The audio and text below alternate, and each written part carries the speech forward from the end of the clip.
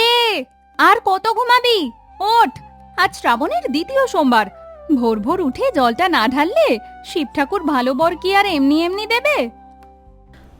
উফ, মিতাদি, শিব ঠাকুর আমার মনের কথা জানেন, আর আমার অত হাই ডিমান্ড নেই। শুধু আমার রাগটা সহ্য করতে পারবে আর আমার মনের কথা বুঝবে, এমন একজনকে দিলেই হবে। বকবক না করে তাড়াতাড়ি শাড়িটা পরে নে। সাবু মাখা রেডি আছে, জল ঢেলে এসে খাবি। মিতাদি, আর কত দূর? আমার তো মনে হচ্ছে আমি কেদারনাথ ট্রেকিং করছি। এই তো মোড়ের মাথায়। শোন, জল ঢালার সময় কিন্তু মন একদম পরিষ্কার রাখবি। ফোকাস শুধু শিবের দিকে। আর ফোকাসটা যদি একটু সামনের দিকেও রাখিস, তাহলে গোবরে আর মাটা পড়বে না।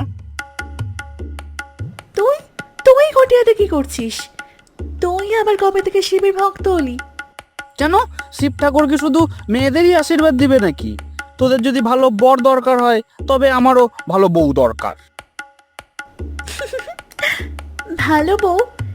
শিব ঠাকুরের কাছে কি চাইবি? ঠাকুর এমন একটা বউ দাও যে আইপিএল খেলার সময় সিরিয়াল দেখতে চাইবি না। এক্স্যাক্টলি। আর উইকেন্ডে যে আমাকে শপিং মলে ব্যাগ বইতে বাধ্য করবে না, ওই জন্যই তো গঙ্গার স্পেশাল জল নিয়ে এসেছি।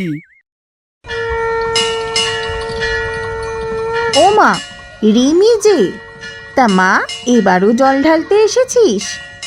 আগের বছর তো ঢেলেছিলি, কিছুই তো হলো না, তো সেই সিঙ্গেলই রয়ে গেলি। কাকিমা কি আমাদের পাড়ার গোয়েন্দা নাকি? সব হিসেব রাখে। কাকিমা ভালো জিনিস একটু দেরিতেই আসে। আপনি তো কাকাকে পাওয়ার জন্য 5 বছর জল ঢেলেছিলেন, তাই না? এই যে দাদা, সরুন সরুন, সবাইকে একটু জল ঢালার সুযোগ করে দিন।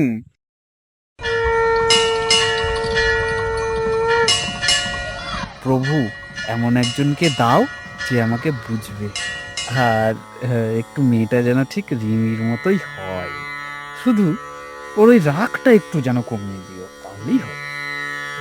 হে ভোলানাথ, সরকারি চাকরি, ব্যাংক ব্যালেন্স এসব নিয়ে আমি মাথা ঘামাই না। শুধু এমন একজনকে দিও যে আমার মুড সুইং সহ্য করতে পারবে, আর ছুটির দিনে অন্তত একবেলা নিজের হাতে রান্না করে খাওয়াবে। প্লিজ ঠাকুর, খুব বেশি তো চাইনি আমি, প্লিজ।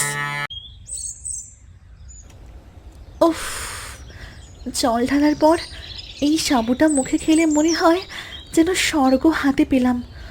বাবা, বর জুটুক আর না জুটুক, এই সাবু মাখার জন্য আমি প্রতি সোমবার ফাস্টিং করতে রাজি আছি।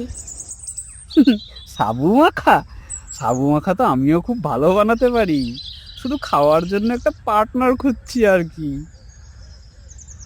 হুম, মনে হচ্ছে শিব ঠাকুর এবছর ইনস্ট্যান্ট রেজাল্ট দিতে শুরু করেছে। এই বয়সেও জল ঢালছিস, আর তোর ব্যাচমেটদের ছানাপোনারা তো অলরেডি স্কুলে যাওয়া শুরু করলো। দেবতাকে আর কত জ্বালাবি বলতো? দেবতাকে জ্বালাচ্ছি কাকিমা, আপনাকে তো আর জ্বালাচ্ছি না।